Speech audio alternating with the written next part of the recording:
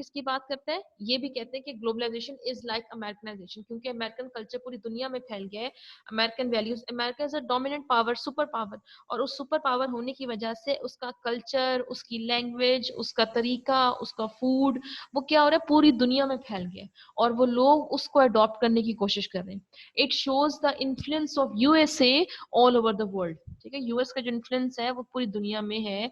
वो यूएस की जितनी भी वैल्यूज है, अमेरिकन वैल्यूज हैं, वो लोगों के घरों तक पहुंच गई हैं। किसके जरिए से पहुंच गई हैं? टीवी और इंटरनेट के जरिए से।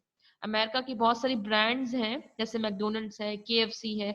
अब वो ये जो for example fast food markets हैं, ये पूरी दुनिया में फैल गई हैं। और जो फास्ट फूड का जो प्रिंसिपल है, जो फास्ट फूड कैसे हमने बनाना है, किस तरह से बनाना है, वो तमाम लोगों के पास चला गया है। ग्लोबल नॉर्म्स, जो सोसाइटी के अंदर जो नॉर्म्स बन गई हैं, वो जो ग्लोबल नॉर्म्स है, वो असल में किसकी नॉर्म्स है? वो असल में अमेरिकन कल्चर की नॉर्म्स है। ठीक है।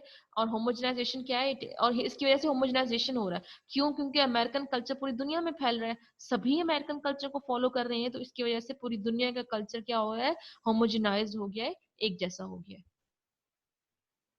होमोजेनाइजेशन क्या है? कॉमन कल्चर हो गया, जिसमें ये है कोका कोका कोला की बात कर रहे हैं कि कोका कोला, ये स्पेलिंग गलत हो गया, दैट इज कोका कोलाइजेशन। ठीक है, ये कोका कोला पूरी दुनिया में फैल गया है, सब लोग उसको यूज करते हैं। मैकडोनलाइजेशन की बात करते हैं, या कहते हैं Hollywood, McDonald's, KFC, Coca Cola, Naik, Disney. अब आपको पता होगा ये सारे नाम आपने सुने हैं।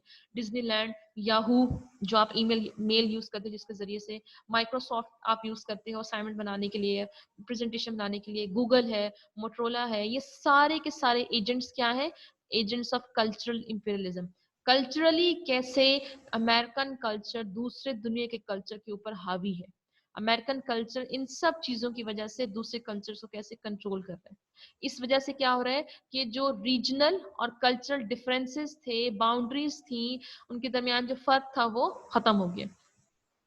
कहते हैं कि आजकल जो है वो ये कहा जाता है, इस अमेरिकनाइजेशन के जरिए से ये कहते हैं कि आजकल पॉलिटिकल और ज्योग्राफिकल जो बॉर्डर्स हैं, अगर हमने ज्योग्राफिकली किसी मुल्क पे जाके कब्जा करना है, वो अब इतना जरूरी नहीं है जितना जरूरी कहते हैं कंट्रोल ऑफ कल्चर है। क्योंकि अगर आप कल्चर को कंट्रोल कर रहे हो किसी भी कंट्री के, तो इसका मतलब है आप उस कंट्री को फिर खुद से कंट्रोल कर सकते हो।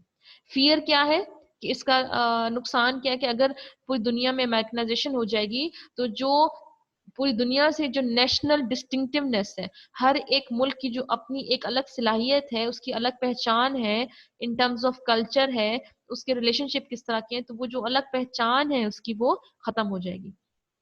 Globalisation is the imposition of American culture on the entire